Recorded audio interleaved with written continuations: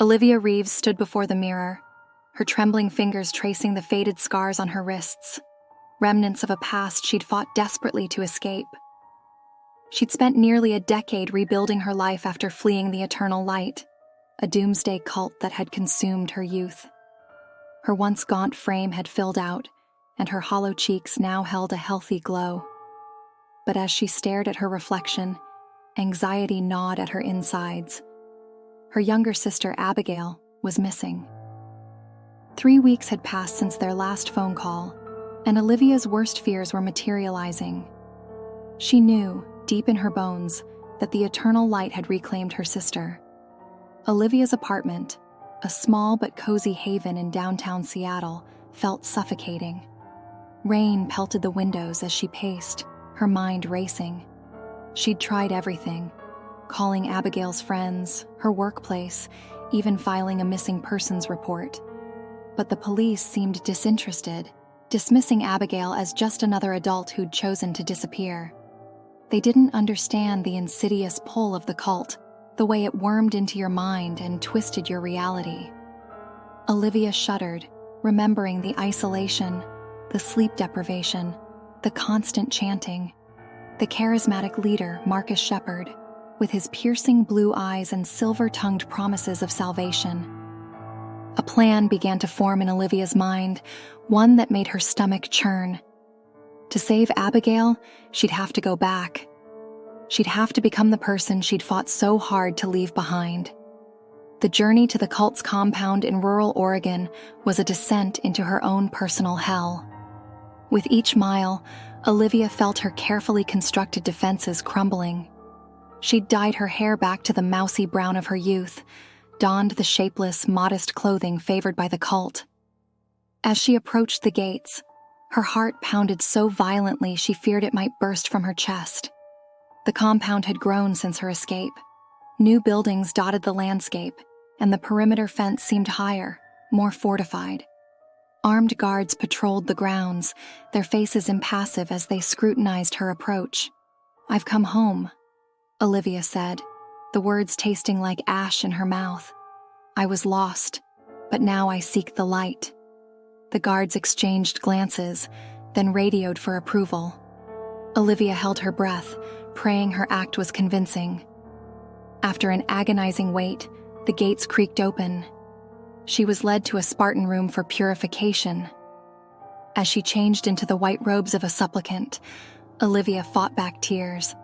The fabric felt like a shroud, suffocating her.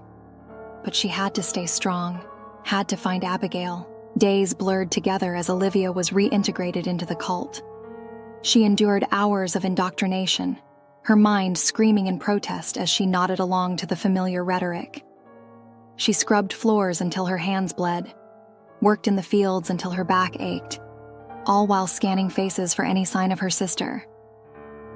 It was during a communal meal that Olivia finally caught a glimpse of Abigail. Her sister sat at a table near the front, her once vibrant face now gaunt and expressionless. Olivia's heart clenched at the sight of the angry red marks on Abigail's arms, signs of cleansing rituals she knew all too well. Olivia longed to rush to her sister, to shake her from this trance. But she knew any false move would jeopardize everything. Instead, she forced herself to eat the bland gruel, all while planning her next move. As weeks passed, Olivia found herself slipping. The constant barrage of propaganda, the exhaustion, the isolation, it all began to wear on her resolve. There were moments when the old beliefs flickered to life, when the comfort of belonging tempted her. She'd catch herself joining in the chants without thinking, or feeling a surge of devotion during sermons. These lapses terrified her. Olivia knew she was losing herself, piece by piece. But she couldn't give up, not when Abigail's life hung in the balance. It was during one of these moments of weakness that Olivia stumbled upon the truth. She'd been assigned to clean Marcus Shepard's private quarters, a task reserved for the most trusted followers. As she dusted his bookshelves, a leather-bound journal caught her eye. The rational part of her mind screamed not to look, but her hands seemed to move of their own accord. What she found inside made her blood run cold, detailed plans for a mass ascension, a suicidal ritual that would claim the lives of every cult member. Marcus believed their deaths would open a portal to a higher plane of existence. The final page bore a date, just 3 days away. Olivia's mind reeled. She had to act fast, had to save Abigail and the others. But as she turned to leave, she found Marcus standing in the doorway, his blue eyes glittering with malice. "My wayward lamb," he said, his voice silky smooth. "I had such hopes for your return." Olivia's heart hammered in her chest as Marcus advanced. She backed away, her eyes darting for an escape route. But there was nowhere to run. "You've seen our glorious plan," Marcus continued, a fanatical light in his eyes. "You should be honored. You'll be among the first to ascend." Before Olivia could react, strong hands grabbed her from behind. She thrashed and screamed, but a sweet-smelling cloth was pressed to her face. As consciousness slipped away, her last thought was of Abigail. Olivia awoke in darkness, her head pounding. The air was thick and musty, and she could hear the soft whimpers of others around her. As her eyes adjusted, horror dawned. She was in an underground chamber, surrounded by dozens of cult members. They were all bound, gagged, their eyes wide with terror. At the center of the room stood Marcus, resplendent in flowing robes. He held aloft a gleaming dagger, its blade catching the flickering torchlight. "My children," he intoned, "the time has come for our great ascension. Through sacrifice, we shall transcend this mortal realm and join the cosmic consciousness." Olivia's blood ran cold as she realized the full extent of Marcus's madness. This wasn't just suicide, it was mass murder. She struggled against her bonds, desperate to stop what was about to unfold. Marcus approached the first victim, a young man whose muffled screams tore through the chamber. With practiced precision, Marcus plunged the dagger into the man's chest. Blood sprayed, coating Marcus's face in a grotesque mask. One by one, Marcus moved through the crowd, the chamber filled with the metallic stench of blood and the choked sounds of death. Olivia watched in horror as friends she'd known for years fell beneath Marcus's blade. When he reached Abigail, Olivia's world shattered. Her sister's eyes, once vacant, now shone with fear and desperation. As Marcus raised the dagger, Olivia summoned every ounce of strength she had left. With a primal scream, she tore free from her restraints. Olivia launched herself at Marcus, tackling him to the blood-soaked ground. They grappled, the dagger between them slick with gore. Olivia felt the blade slice into her palm, but she didn't let go. She couldn't let go. In that moment, surrounded by death and facing her tormentor, Olivia felt something snap inside her. Years of rage, of pain, of suppressed trauma erupted.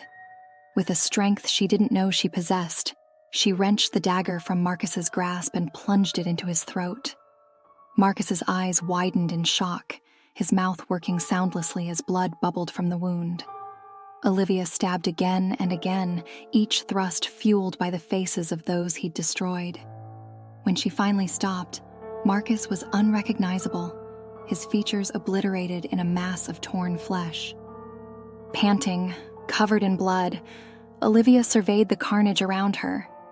The few surviving cult members stared at her with a mixture of fear and awe.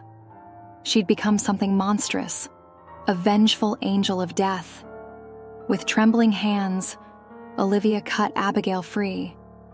Her sister collapsed into her arms, sobbing uncontrollably. As sirens wailed in the distance, someone must have called for help. Olivia held Abigail close. "It's over," she whispered, unsure if she was trying to convince Abigail or herself.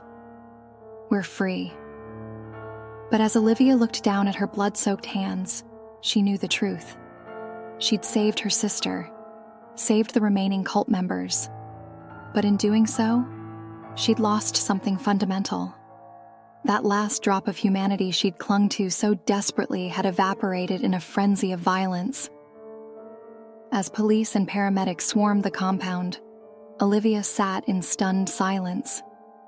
She'd escaped the cult once more, but this time, she knew she'd never truly be free. The darkness she'd embraced to save Abigail would always be a part of her, a shadow on her soul that no amount of time or therapy could erase.